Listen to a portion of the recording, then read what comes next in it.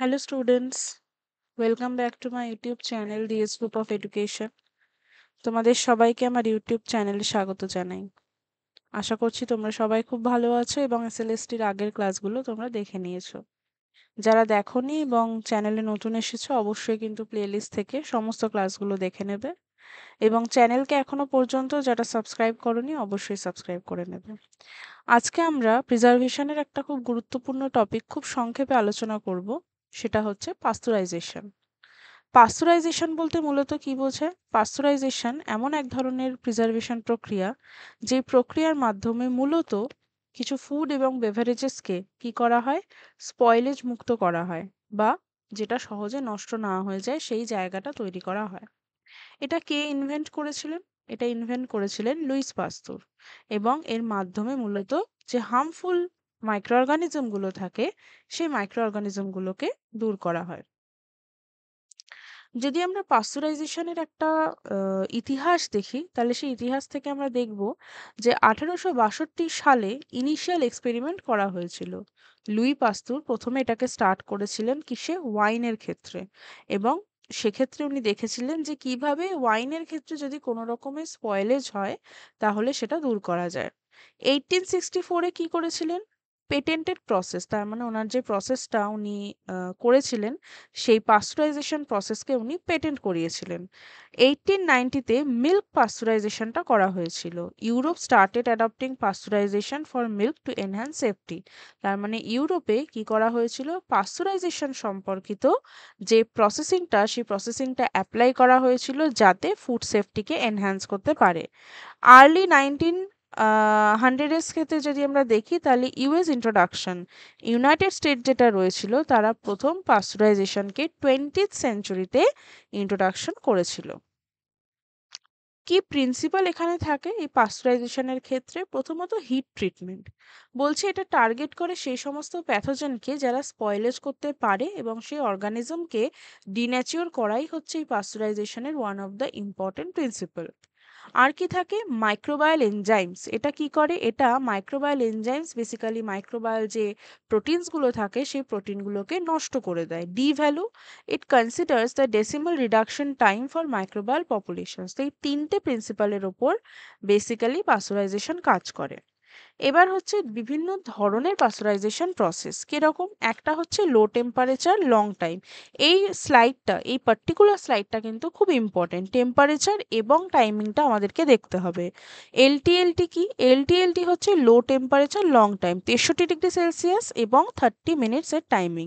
এটা স্মল ব্যাচেসের জন্য কিন্তু ideal. HTST high temperature short time, এটা 72°C 15 সেকেন্ডের জন্য এবং এটা লার্জ যেগুলো প্ল্যান্টস হয় যেখানে হিউজ পরিমাণে তৈরি করা হয়, মিল্ককে পাস্তুরাইজ করা হয়, সেখানে ইউজ হয়। UHT ultra high temperature 135°C তাপমাত্রায় 2 থেকে 5 সেকেন্ডের জন্য মাত্র করা হয়।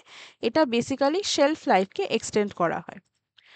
পাস্তুরাইজেশনের ক্ষেত্রে যদি আমরা দেখি যে প্রসেসটা, এলটিএলটির ক্ষেত্রে কি হয়? Milk is heated in large vats and stirred continuously to ensure even heating. তার মানে নাড়াতে থাকতে হয়, একদম কনস্ট্যান্টলি ওটাকে নাড়াতে হয় যতক্ষণ ওটা হিটেড হচ্ছে। এইচটিএসটির ক্ষেত্রে কি হয়? Milk flows through heated plates, তার মানে উত্তপ্ত পাতের উপর থেকে মিল্কটাকে পাস করানো হয় এবং যে টাইমিংটা থাকে সেটা কিন্তু খুব ইম্পর্টেন্ট হয়। UST basically sprayed into steam. Milk is sprayed into steam, rapidly cooled and packaged under the aseptic condition. তো এখানে প্রসেসিংটাও কিন্তু করা হয়। কোথায় কোথায় এই পাস্তুরাইজেশনের অ্যাপ্লিকেশন করা হয়? মিল্কের ক্ষেত্রে এর শেলফ লাইফ বাড়ানোর ক্ষেত্রে, দিন থেকে সপ্তাহ, এবং এর যে সেফার কনজাম্পশন তার জন্য। জুসের ক্ষেত্রে ইকোলি সালমোনেলা কন্টামিনেশনের জন্য প্রিভেন্ট করার জন্য। বিয়ার অ্যান্ড ওয়াইন প্রোডাকশন স্টেবিলাইজ করা হয়, প্রিভেন্টস করা হয় আনওয়ান্টেড যে ফার্মেন্টেশন প্রসেস সেগুলোকে। কি কি বেনিফিটস আছে পাস্তুরাইজেশনের? পাস্তুরাইজেশনের বেনিফিট ফার্স্ট অফ অল তো ফুড সেফটি। এটা রিডিউস করে সেই সমস্ত রিস্ক অফ ফুডবর্ন ইলনেসকে যেগুলো বেসিক্যালি হার্মফুল প্যাথোজেনকে এলিমিনেট করে। এক্সটেন্ডেড শেলফ লাইফ, তার মানে যে সময়ক্ষণ সেই সময়ক্ষণটাকে বাড়ানো হয়। Reduces enzyme activity maintaining quality and nutritional value longer. Global distribution enables wider product distribution and facilitate international trade, এবং এই কারণে এই প্রসেসটা এত বেশি বিখ্যাত। নিউট্রিয়েন্ট লস সামটাইমস ভিটামিন যেগুলো থাকে স্পেশালি ভিটামিন সি সেটা ডিউরিং দ্য প্রসেস রিডিউসড হয়, ফ্লেভার চেঞ্জ হ্যাঁ স্লাইট অল্টারেশন দেখতে পাওয়া যায়, র foods movement concern exist regarding processed foods and the overall health impact কিন্তু দেখতে পাওয়া যায়। অল্টারনেটিভস টু পাস্চুরাইজেশন কি কি হতে পারে? র মিল্কের ক্ষেত্রে আনপাস্চুরাইজড মিল্ক এটা কিছু কিছু জায়গায় লিগাল উইথ হায়ার রিস্ক থাকেই ডেফিনেটলি। মাইক্রোফিল্ট্রেশন মানে এক্ষেত্রেও ফিজিক্যাল রিমুভাল করা হয় ব্যাকটেরিয়ার এবং এটা একটা নন থার্মাল প্রসেসিং।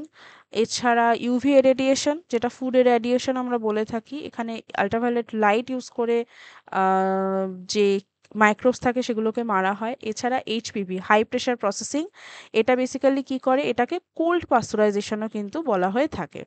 কি কি ফিউচার ট্রেন্ডস রয়েছে পাস্চুরাইজেশনের ক্ষেত্রে? First of all novel technologies, pulse electric fields, cold plasma and advance filtration methods. এছাড়াও monitoring and control, continuous monitoring আর অটোমেটেড কন্ট্রোলস কিন্তু ফুড সেফটিকে আরও এনহ্যান্স করতে পারে, যেটা পাস্চুরাইজেশনের থ্রুই চালানো হবে।